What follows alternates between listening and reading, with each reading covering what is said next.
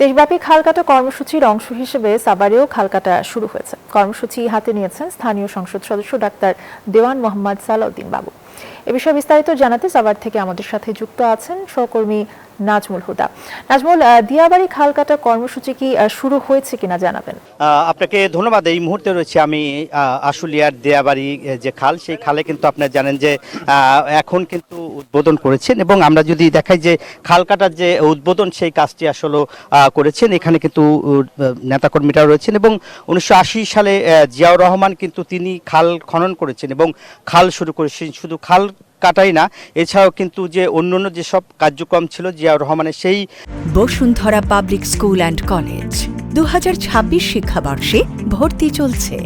কার্যক্রমগুলো কিন্তু এখন যেহেতু তার ছেলে তারেক রহমান এখন প্রধানমন্ত্রী, সেই যে কাজগুলি অসমাপ্ত কাজ জিয়াউর রহমানের ছিল সেই কাজগুলি আসলে করছেন। এবং স্থানীয় সংসদ সদস্য ডাক্তার দেওয়ান মোহাম্মদ সালাউদ্দিন বাবুর সাথে একটু কথা বলতে চাই। এই মুহূর্তে আমরা দেখেছি যে খালটি খনন করলেন, এই খালের এখন যে অবস্থা আমরা দেখেছি, সাভারে অনেকগুলি খাল রয়েছে যেসব খালে জিয়াউর রহমানের সাথে ছিল। আপনার বাবাও সেই সময় তিনি ছিলেন সংসদ সদস্য এবং সেই খালটি তিনি উদ্বোধন করেছেন। এখন আপনি তার ছেলে হিসেবে আজকে দেখতে আসলেন খাল কাটা উদ্বোধন কার্যক্রম শুরু করেছেন। আপনারা ইতিমধ্যে শুনেছেন যে শহীদ রাষ্ট্রপতি জিয়া রহমান, যিনি বিএনপি প্রতিষ্ঠা করেছেন, যিনি রাষ্ট্রপতি ছিলেন, তার নেতৃত্বে 1980 সালে 207টি আসন নিয়ে বিএনপি সবচেয়ে বড় পার্লামেন্টের দল ছিল। ওনার একটা অন্যতম প্রজেক্ট ছিলেন খাল খনন, এবং সারা বাংলাদেশে এটা ব্যাপক আলোচনা এবং জনপ্রিয়তা পেয়েছিল।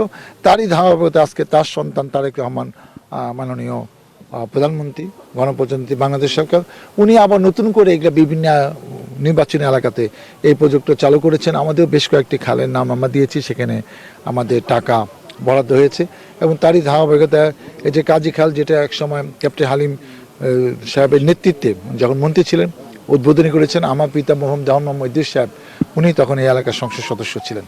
আপনারা জানেন যে খাল খনন কেন করতে হচ্ছে। আজকে যখন অতি বর্ষণ হয়, এখানে কিন্তু জলবদ্ধতা দূর করার জন্য এই খালের কোনো বিকল্প নেই। এই খালটা যখন হবে, এখানে কিন্তু মাছ চাষ করার একটা সুযোগ হবে। এবং খালটা শুনছিলেন যে এই খাল আসলে যে কাটা হচ্ছে এবং সেচ প্রকল্পের জন্য আসলে সেই কার্যক্রমটি আসলে করেছেন। এবং আমরা যদি দেখাই যে শুধু এখানে যে সেচ কার্যক্রম রয়েছে, সেই সেচ কার্যক্রমের যে আনুষ্ঠানিকতা আসলে সেটাই আসলে করতে চাই। এবং দেখতেই পাচ্ছেন, আমরা যদি আপনাদের দেখাই যে